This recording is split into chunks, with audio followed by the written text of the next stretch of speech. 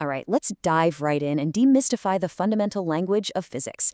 You see, physics is the ultimate tool we use to describe literally everything, from the majestic orbit of the moon right down to the tiny spin of an electron. But here's the catch. Without a universal language, all of that is just a chaotic, meaningless collection of random numbers. So today in this explainer, we're going to explore the fundamental alphabet that physicists actually use to write the story of our reality. I absolutely love this example from our source material because it hits the nail right on the head. Numbers mean absolutely nothing without their units. Let's say someone comes up to you and brags that they can run a distance of 1,500 in 200 seconds. Your immediate first question has to be, 1,500 what? Because if they're running 1,500 meters in 200 seconds, well, they are moving incredibly fast, like elite, world-class athletic speed. But what if they mean 1,500 centimeters? Yeah, they're moving at a snail's pace. This one simple idea proves exactly why it is absolutely vital to give the unit of measurement whenever a quantity is written down. The number alone, it's really only half the story. So we're going to build our understanding step by step today. We'll start with the measurement problem, move on to fundamental base units, tackle extreme scales, build some derived units, and then finish up with a literal physics superpower. Okay, section 1, the measurement problem and how we went from total chaos to brilliant standardization. Take a look at this jewel. Historically, people measured things in all sorts of wild, chaotic ways. Depending on where you were in the world, or honestly, even which market stall you were standing in, the mass of this exact same jewel could be measured in kilograms, pounds, carats, or even grains. It's kind of like how human languages evolved totally differently across the globe. But science is a global pursuit. It absolutely requires one universal system, so a researcher in Tokyo can perfectly, flawlessly replicate an experiment done in Paris. And that crucial, undeniable need leads us directly to the Système International, or SI, which is based on the metric system. Moving on to section 2, the fundamental base units. So what exactly are the core letters in our physics alphabet? Well, these 7 base units are agreed upon at massive world conventions, and they form the absolute bedrock of everything we can measure in the universe. Think of them like the 7 pillars of physical reality. For mass, you've got the kilogram. For length, the meter. Time ticks away in seconds. We measure electric current in amperes and temperature in Kelvin. And rounding the whole shebang out, we have the mole for the amount of substance and the candela for luminous intensity. And you know what? That's it. Every single physical quantity you can possibly think of, no matter how insanely complex, can eventually be boiled down to just these 7 fundamental units. Next up, section 3. Let's talk about navigating extreme scales.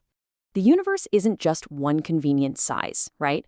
Physics deals with incredibly vast and impossibly tiny quantities all at once. I mean, a short distance for an astrophysicist is literally a light year, while a long distance for a nuclear physicist might just be the diameter of a single atom. To estimate these physical realities efficiently, we have to think in powers of 10. We call these orders of magnitude. For example, the mass of a humpback whale is roughly 4 orders of magnitude larger than a tiny mouse. That means the whale is about 10 to the power of 4, or 10,000 times, more massive. Being able to think in these orders of magnitude is an absolutely vital skill for quickly checking if a calculation actually makes sense in the real world. And a great trick here is to anchor these estimates using everyday objects you already know. Having this sort of mental database helps you gauge unfamiliar values instantly. For instance, if you know a typical adult is around 100 kilograms and an average car is about 2,000 kilograms, you can sensibly estimate the mass of a large elephant.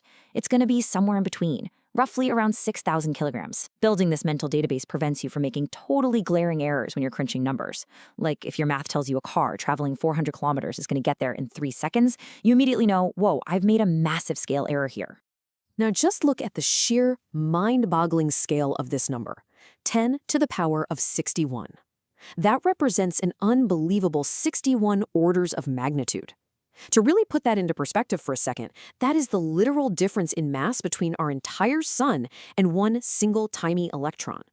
When you realize the universe operates across a spectrum that is this unfathomably huge, you start to see exactly why we need standardized units and scientific notation. Trying to write out 61 zeros by hand wouldn't just be annoying, it would be a guaranteed recipe for human error. So to manage these massive extremes without losing our minds, we use specific prefixes as multipliers. They just snap right onto the front of our base units. So instead of writing out some ridiculously tiny fraction of a meter, we just say it's a nanometer or a millimeter. Instead of writing thousands of meters, boom, it's a kilometer. The prefix kilo just means 10 to the power of 3, or 1,000. Micro means 10 to the power of -6, or 1/1,000,000th. It's a beautiful system that allows us to elegantly scale our units up and down so we don't end up drowning in a sea of zeros. Now, think of measurement kind of like throwing darts. Are you just aiming for the general dartboard, or are you zooming in for absolute pinpoint precision? To avoid the confusion of whether a number like 600 is an exact bullseye or just a rough ballpark guess, we use strict rules for significant figures and scientific notation. The basic rules are all non-zero digits are significant, and zeros stuck between them are significant too. But trailing zeros, they can be super confusing. Writing an estimate as 6 times 10 to the power of 2 means just one significant figure. You basically just hit the board. But writing 6.00 times 10 to the power of 2 means 3 significant figures. It makes your exact level of precision crystal clear. All right, let's jump to section 4. We're going to see how to build derived units. So we have our 7 base units, our letters. But physics is full of massive concepts like velocity, force, and energy. Well, every quantity outside of those original 7 is expressed in derived units.